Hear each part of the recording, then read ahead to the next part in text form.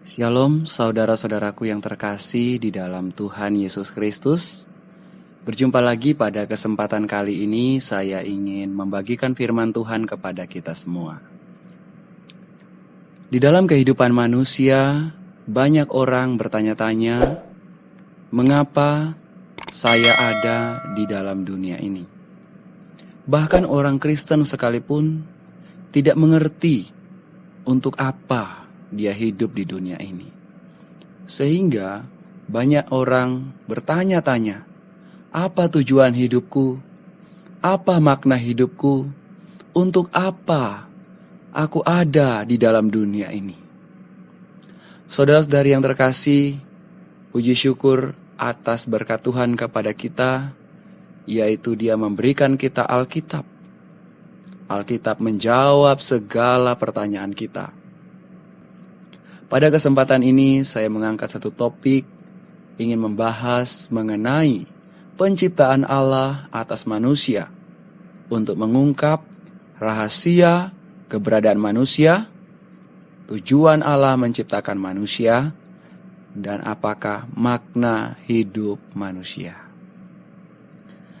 Di dalam Alkitab, Kitab Kejadian pasal 1 ayat 26 mengatakan, "Berfirmanlah Allah, baiklah kita menjadikan manusia menurut gambar dan rupa kita, supaya mereka berkuasa atas ikan-ikan di laut, dan burung-burung di udara, dan atas ternak, dan atas seluruh bumi, dan atas segala binatang melata yang merayap di bumi." Dalam catatan ini, kita bisa melihat bagaimana asal-usul manusia. Manusia bukan berasal dari teori evolusi, tetapi manusia bisa ada di dunia ini, bisa eksis di dunia ini, karena diciptakan oleh Allah. Dan ada fakta yang menarik di dalam penciptaan Allah terhadap manusia. Ketika Allah menciptakan tumbuh-tumbuhan, Allah menciptakannya menurut jenisnya masing-masing. Ketika Allah menciptakan ikan-ikan di laut, burung-burung di udara, ternak, Allah menciptakan semuanya menurut jenisnya masing-masing. Tetapi aneh, ketika Allah menciptakan manusia, Allah tidak menciptakan manusia menurut jenisnya masing-masing. Tetapi menurut apakah manusia diciptakan?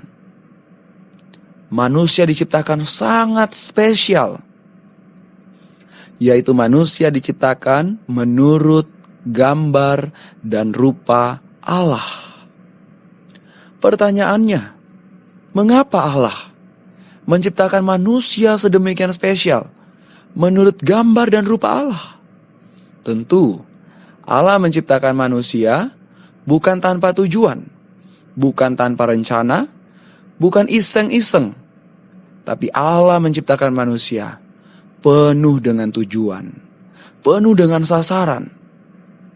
Allah menciptakan manusia karena Allah punya tujuan yang ingin dicapai melalui manusia. Dari Kejadian 1 ayat 26, kita bisa melihat dua tujuan Allah menciptakan manusia. Yang pertama, supaya manusia mengekspresikan Allah. Itulah sebabnya dikatakan manusia diciptakan menurut gambar dan rupa Allah. Tujuannya adalah untuk menjadi ekspresi Allah, untuk menampilkan Allah, untuk memuliakan Allah. Puji syukur pada Tuhan, kita manusia adalah gambar dan rupa Allah. Kita adalah bagi ekspresi Allah. Yang kedua, saudara-saudaraku yang terkasih, kita juga diciptakan sebagai manusia untuk berkuasa atas seluruh ciptaan Allah. Terlebih, untuk menaklukkan binatang melata, menaklukkan iblis musuh Allah. Karena itu kita manusia, selain kita mengekspresikan Allah, kita juga berkuasa untuk mewakili Allah di atas ciptaannya. Karena itu kita bersyukur sekali kita sebagai manusia kita benar-benar ada di dalam tujuan Allah. Namun bagaimana kita manusia bisa menjadi ekspresi Allah, bisa mewakili Allah berkuasa atas seluruh ciptaannya. Karena itu kita melihat setelah Allah menciptakan manusia menurut gambar dan rupanya, Allah menempatkan manusia di Taman Eden. Secara khusus, Allah menempatkan manusia di depan pohon kehidupan. Di dalam Kejadian pasal 2 ayat 16, di sana ada perintah yang pertama di dalam Alkitab. Jadi perintah yang pertama bukan 10 perintah di dalam Keluaran 20. Tetapi perintah yang pertama yang Tuhan berikan kepada manusia ada di dalam Kejadian pasal 2 ayat 16. Di sana mengatakan, lalu Tuhan Allah memberi perintah. Haleluya, Tuhan Allah memberi perintah. Perintah ini kepada manusia, semua pohon dalam taman ini boleh kau makan buahnya dengan bebas. Di ayat 17 Tuhan berkata, tetapi pohon pengetahuan tentang yang baik dan yang jahat itu janganlah kau makan buahnya. Sebab pada hari yang kau memakannya, pastilah engkau mati.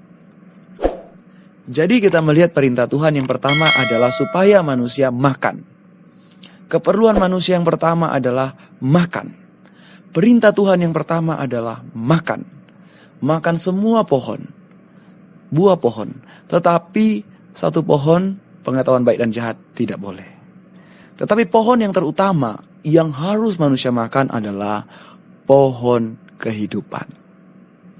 Saudara-saudaraku yang terkasih dalam Tuhan, pohon kehidupan bukan saja sekedar pohon biasa. Tetapi saudara-saudari, pohon kehidupan mewakili diri Allah sendiri. Allah lah pohon kehidupan. Dialah sumber kehidupan. Dialah sumber dari segala kehidupan. Karena itu saudari, Allah ingin manusia mengambil dirinya sebagai pohon kehidupan. Hanya ketika manusia mengambil Allah sebagai pohon kehidupan, barulah manusia bisa mengekspresikan Allah, bisa berkuasa bagi Allah. Saudara-saudari, manusia sebagai gambar dan rupa Allah sebenarnya adalah bejana untuk menampung Allah. Di dalam kitab Roma pasal 9 ayat yang ke-23 di sana dikatakan, justru untuk menyatakan kekayaan kemuliaannya atas benda-benda belas kasihannya yang telah dipersiapkannya untuk kemuliaan. Kata benda-benda di sini adalah bejana-bejana. Jadi kita manusia adalah bejana-bejana. Atau boleh dikatakan kita adalah wadah-wadah Allah. Wadah di sini tujuannya adalah untuk menampung sesuatu. Kita sebagai wadah, bejana, kita adalah untuk menampung diri Allah masuk ke dalam kita. Supaya kita bisa mengekspresikan Dia, supaya kita bisa berkuasa bagi Dia di atas ciptaannya. Saudari, karena itu mari kita lebih dalam melihat apa saja bagian-bagian manusia.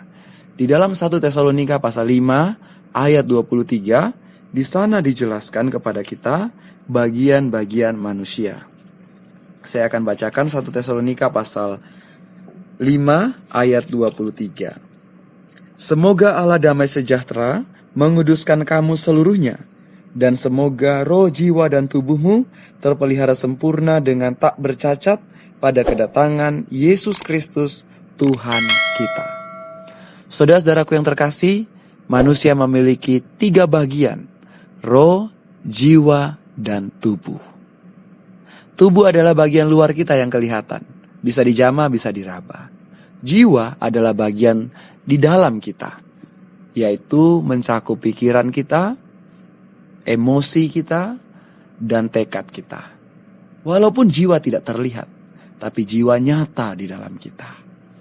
Kita bisa punya pikiran, kita punya emosi, kita punya tekad. Dan bagian terdalam kita yaitu roh kita.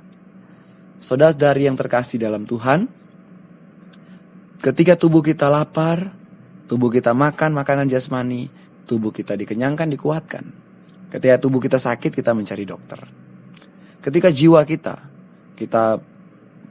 rindu memiliki pengetahuan, memiliki pemahaman, kita belajar, kita memiliki pendidikan. Akhirnya jiwa kita bisa dipuaskan. Atau kita pergi mencari hiburan, jiwa kita disenangkan. Atau ketika jiwa kita bermasalah, kita bisa mencari psikiater. Tetapi ada satu perkara yang lebih dalam, yaitu roh kita. Roh kita diciptakan oleh Allah, didesain oleh Allah secara khusus adalah untuk diisi oleh Allah. Ketika roh kita lapar, roh kita haus, hanya Allah yang bisa memuaskannya. Ketika manusia hidup di dunia ini, tetapi rohnya kosong, tidak diisi oleh Allah, maka hidupnya pasti tidak akan pernah puas. Sekalipun dia punya harta berlimpah, dia memiliki jabatan yang tinggi, memiliki pendidikan yang tinggi, bisa berkeliling dunia, tetapi tanpa Allah di dalam rohnya, tidak ada kepuasan di dalam hidupnya. Karena itu kita manusia, makna hidup kita yang sejati adalah supaya roh kita diisi oleh Allah. Sakaria 12 ayat 1 mengatakan bahwa Allah menciptakan roh di dalam diri manusia. Roh kita didesain khusus oleh Allah untuk menampung Allah, diisi oleh Allah. Supaya oleh Allah yang berhuni di dalam kita, kita bisa mengekspresikan Dia, kita bisa berkuasa bagi Dia atas seluruh ciptaannya. Tuhan Yesus memberkati kita semua. Semoga firman ini memberikan pemahaman yang baru, terang yang baru, berkat yang baru kepada kita semua. Tuhan Yesus memberkati saudara-saudaraku yang terkasih di dalam Kristus Yesus. Amin.